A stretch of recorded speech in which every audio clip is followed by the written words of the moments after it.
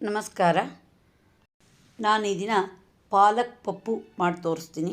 ಒಂದು ಕಟ್ಟು ಪಾಲಕ್ ಸೊಪ್ಪನ್ನ ಸಣ್ಣದಾಗಿ ಹೆಚ್ಚಿಟ್ಕೊಂಡಿದ್ದೀನಿ. 1.5 ಸೌಟಿನಷ್ಟು ತೊಗರಿಬೇಳೆ ಇದೆ. ಒಂದು ಈರುಳ್ಳಿ ಉದ್ದ ಸಿಗದಿಟ್ಕೊಂಡಿದ್ದೀನಿ. ಶುಂಠಿ ಪೇಸ್ಟ್ ಇದೆ. ಒಲೆ ಮೇಲೆ ಕುಕ್ಕರ್ ಇಟ್ಕೊಂಡಿದ್ದೀನಿ. ಅದಕ್ಕೆ 2 ಸ್ಪೂನಷ್ಟು ನಾನು ಕೊಬ್ಬರಿ ಎಣ್ಣೆ ಹಾಕ್ತೀನಿ. 1 ಒಣಮೆಣಸನ್ನ ಚೂರು ಮಾಡಿ ಹಾಕ್ತೀನಿ. ಹಿಂಗೆ ಹಾಕ್ತೀನಿ ಪರಿಮಳಕ್ಕೆ. 1 ಸ್ಪೂನು ತುಂಬ ಜೀರಿಗೆ ಹಾಕ್ತೀನಿ. ಅರ್ಧ ಸ್ಪೂನು ಸಾಸಿವೆ ಕಾಳು ಹಾಕ್ತೀನಿ. ಸ್ವಲ್ಪ ಫ್ರೈ ಮಾಡೋಣ.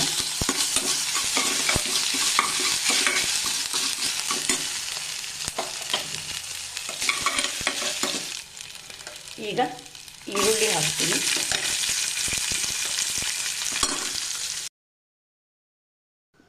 ಈರುಳ್ಳಿ ಚೆನ್ನಾಗಿ ಫ್ರೈ ಆಗಬೇಕು, ಕಂದು ಬಣ್ಣ ಬರುವವರೆಗೆ.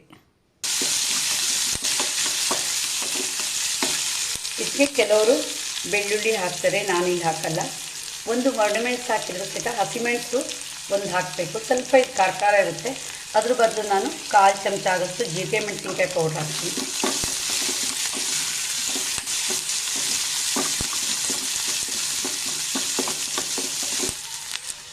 ಈಗ ನಾನು ತೊಳೆದಿಟ್ಕೊಂಡಿರೋ ತೊಗರಿಬೇಳೆ ಹಾಕ್ತೀನಿ.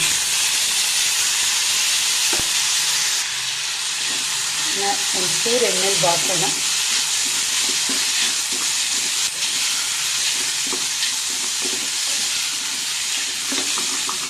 ಈಗ ನಾನು 2 ಕಪ್ ಆಗೋಷ್ಟು ನೀರು ಹಾಕ್ತೀನಿ.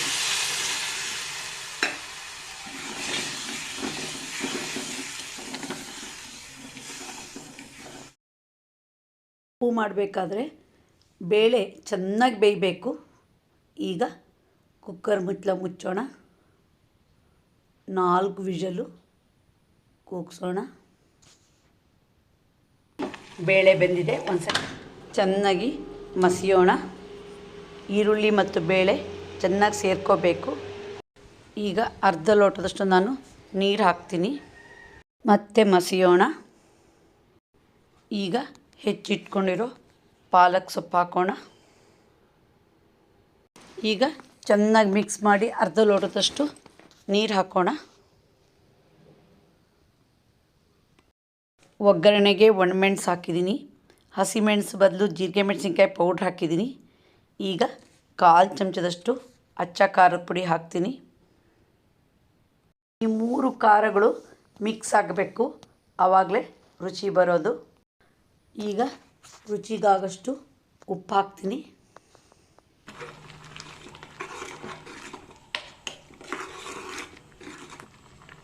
ಒಂದು ಸ್ಪೂನಷ್ಟು ನಾನು ಹುಣಸೆಹಣ್ಣಿನ ರಸ ಹಾಕ್ತೀನಿ. ಈಗ ಚೆನ್ನಾಗಿ ಬೇಳೆ ಜೊತೆ ಸೊಪ್ಪು ಬೇಯಲಿ. ಸೊಪ್ಪು ಬೇಳೆ ಜೊತೆ ಕರಗಿ ಬೆಂದಿದೆ ನೋಡಿ. ಇಷ್ಟು ಬೇಯಬೇಕದು. ಪರಿಮಳಕ್ಕೆ ಕೊತ್ತಂಬರಿ ಸೊಪ್ಪು ಉದುರಿಸೋಣ. ಇದು ಅನ್ನಕ್ಕೆ ಕಲಿಸ್ಕೊಳ್ಳೋಕ್ಕೂ ಚೆನ್ನಾಗಿರುತ್ತೆ. ರೊಟ್ಟಿ ಚಪಾತಿ ಜೊತೆಗೂ ತುಂಬ ಟೇಸ್ಟ್ ಇರುತ್ತೆ. ಇದು ಆಂಧ್ರ ಆಹಾರ ಶೈಲಿಯಲ್ಲಿದೆ. ನಾನು ಈ ದಿನ ಪಾಲಕ್ ಪಪ್ಪು ಜೊತೆಗೆ ರಾಗಿ ರೊಟ್ಟಿ ಇಟ್ಟಿದ್ದೀನಿ. ತುಂಬ ಟೇಸ್ಟ್ ಇರುತ್ತೆ. ನೋಡಿದ್ರಲ್ಲ ಪಾಲಕ್ ಪಪ್ಪು ಹೇಗೆ ಮಾಡೋದು ಅಂತ ವಿಡಿಯೋ. ನಿಮ್ಗೆ ಇಷ್ಟ ಆದರೆ ಲೈಕ್ ಮಾಡಿ, ಶೇರ್ ಮಾಡಿ, ಸಬ್ಸ್ಕ್ರೈಬ್ ಮಾಡಿ. ಧನ್ಯವಾದಗಳು.